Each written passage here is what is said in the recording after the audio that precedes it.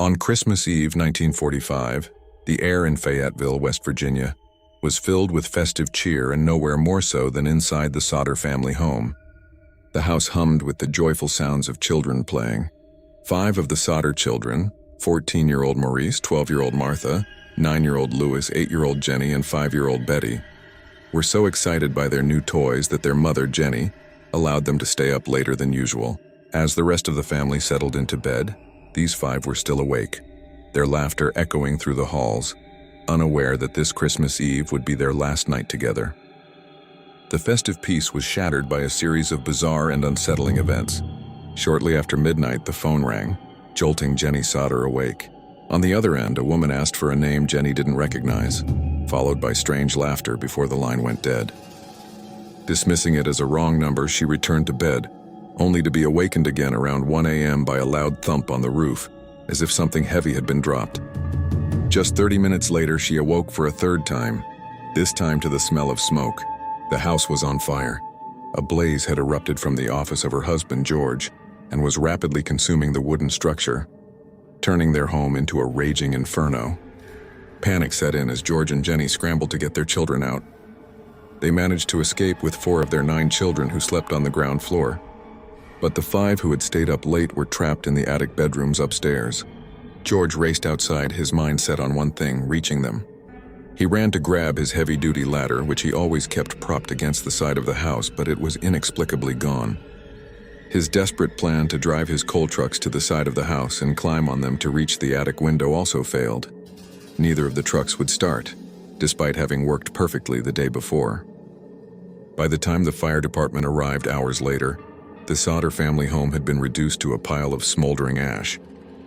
In the aftermath, the official investigation concluded that the 5 children had died in the fire, their bodies incinerated by the intense heat. However, a crucial piece of evidence was missing. No human remains were ever found in the debris. Despite a thorough search of the basement ash, not a single bone or tooth fragment turned up. This disturbing fact fueled the Sodders' belief that their children had not perished. Their suspicion grew as they uncovered more strange clues. They discovered that their phone line had been intentionally cut, not burned. Even more chilling were the witness reports that surfaced. A woman claimed to have seen the children peering from a passing car while the fire was still burning, and another sighting was reported at a rest stop miles away. Refusing to accept the official story, George and Jenny Sodder dedicated the rest of their lives to finding their missing children.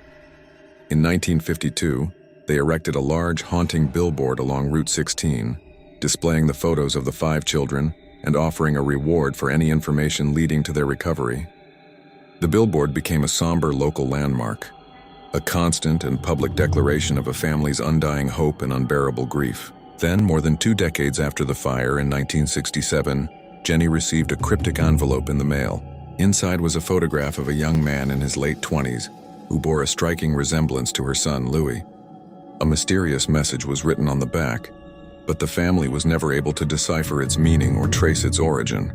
To this day, the fate of the Sodder children remains one of America's most profound and heartbreaking unsolved mysteries. Did they die in the fire?